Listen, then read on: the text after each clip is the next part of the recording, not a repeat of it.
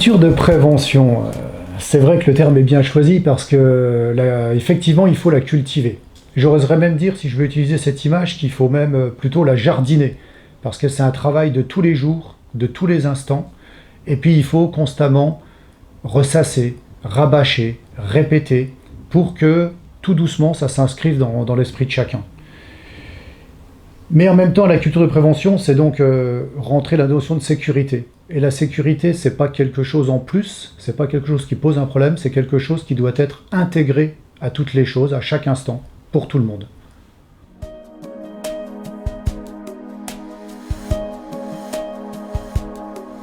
Oui, je vais dire heureusement d'ailleurs, parce que ce serait dommage d'avoir une vision, de l'exprimer, de vouloir la mettre en place et qu'elle ne soit pas suivie de fait. En fait, elle est en lien avec l'entreprise parce que c'est grâce au travail de tous les collaborateurs. C'est chaque personne, chaque jour, comme je le disais avant, à chaque instant, où ils ont intégré cette prévention. Mais ça va depuis le moment où ils partent de chez eux jusqu'au moment où ils rentrent chez eux. Et puis ça va même aussi le dimanche, dans leur vie de famille, avec leurs enfants, pour leurs travaux ménagers à la maison, dans le jardin, où il y a toute cette application de culture de prévention. Et ça fonctionne pourquoi ? Parce qu'au départ, c'est l'exemplarité. L'exemplarité, ça donne de la confiance, ça donne envie de faire pareil. Et l'exemplarité doit venir de la direction. La confiance s'installe. Et puis derrière la confiance, du coup, ça donne ce résultat d'intégration de sécurité.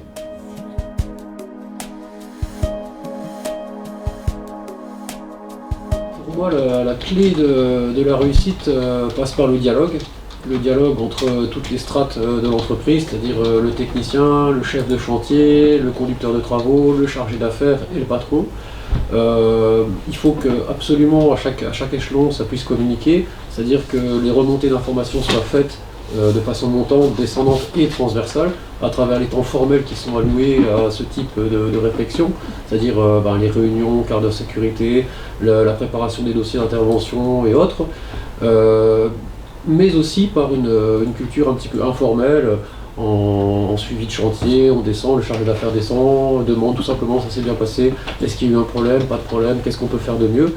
Tout ça, ça se traite de façon linéaire, de façon formelle sur le dossier. Donc on demande aux personnes de remplir à chaque fois une petite fiche de suivi de chantier.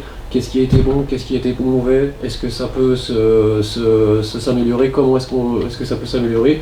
C'est traité en suivant par notre responsable HSE, donc Monsieur Didion, qui lui met tout ça dans un tableau. Et nous faisons des réunions trimestrielles SSE, donc où on reporte tous les problèmes et où on apporte des solutions. Quelquefois, il y a eu des remontées, on peut dire, informelles, qui sont passées au travers du système HSE qui est mis en place. Alors là, tout de suite, on se doit de réagir et de faire encore d'autres remontées et d'insister pour que finalement, ce qui se dit se fait. Ce qui nous amène maintenant à avoir des retours de chantier, que ce soit au niveau clientèle ou au niveau technique, juste génial, quoi.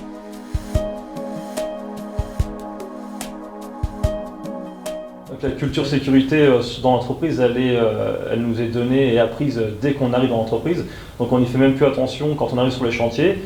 On le fait par réflexe, ce qui nous permet sur des sites différents comme dans le nucléaire ou comme en amiante de ne pas trop se poser de questions et de réagir par rapport aux risques qu'on rencontre.